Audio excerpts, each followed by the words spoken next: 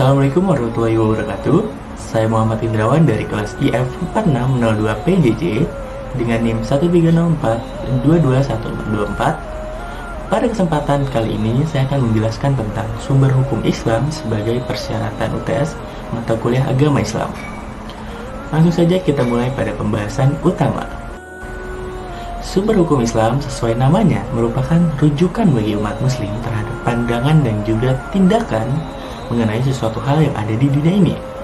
Oleh karena itu, kita sebagai umat muslim tidak perlulah risau dan juga galau jika kita menilai suatu perkara yang ada di dunia ini. Karena hukum Islam insya Allah sudah mencakup pandangan hukum terhadap hal-hal yang ada di dunia ini, yang tertuang dalam 4 sumber hukum, yaitu Al-Quran, hadis, ijma, dan juga qiyas. Kita akan membahas sumber hukum yang pertama, yaitu Al-Quran. Kedudukan Al-Quran sebagai sumber hukum utama dan pertama bagi penerapan hukum, maka bila seseorang ingin menemukan hukum untuk suatu kejadian, tindakan pertama adalah mencari jawaban penyelesaiannya dari Al-Quran. Al-Quran adalah sumber hukum pertama umat Islam yang berdiri tentang akidah, ibadah, peringatan, dan juga kisah-kisah yang dijadikan acuan dan pedoman hidup bagi umat Nabi Muhammad SAW. Sesuai dengan firman Allah Subhanahu wa ta'ala dalam Al-Quran surat An-Nisa ayat 59 yang artinya, hai orang-orang beriman, taatilah Allah dan taatilah Rasulnya dan ulil amri di antara kamu. Kemudian jika kamu berlainan pendapat tentang sesuatu, maka kembalikanlah ia kepada Allah, Al-Quran dan Rasul atau sunnahnya. Jika kamu benar-benar beriman pada Allah dan hari kemudian, yang demikian itu lebih utama bagimu dan juga lebih baik akibatnya. Selanjutnya, sumber hukum Islam adalah hadis. Nah, kedudukan hadis adalah sebagai penguat dan memberikan keterangan ketika penjelasannya tidak tercantum di dalam Al-Quran. Apa yang disampaikan dalam hadis adalah hukum yang sudah ditetapkan oleh Nabi Muhammad SAW, yang merupakan petunjuk dari Allah Subhanahu wa ta'ala dan juga dari hasil ijtihad. Berikut adalah firman Allah Subhanahu wa ta'ala yang menjelaskan agar selalu menaati Rasulullah SAW sebagaimana tercantum dalam surat Al-Imran ayat 32 yang berbunyi, Qul ati'ullaha wa rasul wa in tawallaw fa innallaha la yuhibbul kafirin. Artinya, katakanlah Muhammad, taatilah Allah dan Rasul. Jika kamu berpaling, ketahuilah bahwa Allah tidak menyukai orang-orang kafir.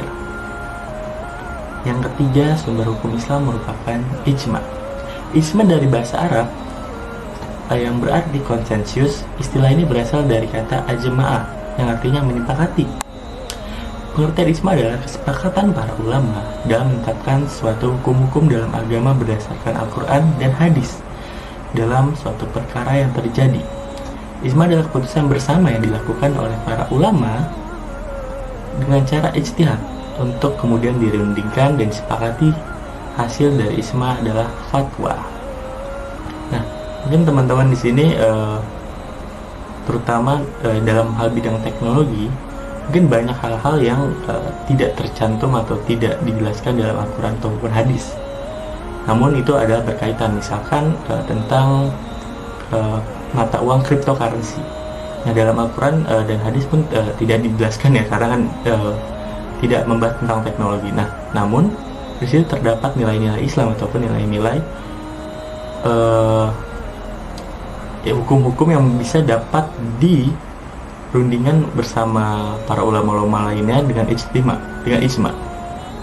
Maka hal-hal tersebut kita tidak perlu risau ataupun galau, karena dengan adanya ijma ini, hukum-hukum yang awalnya tidak ada dalam Al-Quran ataupun hadis bisa diselesaikan dengan ijma ini. Dan terakhir adalah qiyas. Sumber hukum Islam yang terakhir adalah qiyas. Qiyas sendiri secara bahasa adalah tindakan mengukur sesuatu yang kemudian dinamakan. Dengan cara istilah, qiyas adalah penerapan hukum pada suatu perbuatan yang saat itu belum ada ketentuannya dan kemudian didasarkan dengan yang sudah ada dengan ketentuannya. Nah, demikian penjelasan saya terkait 4 sumber hukum dalam Islam. Kurang lebihnya mohon maaf, karena kesempurnaan hanya milik Allah dan Rasulnya, dan kesalahan adalah milik saya semata. Wabillahi taufiq wal hidayah. Wassalamualaikum warahmatullahi wabarakatuh.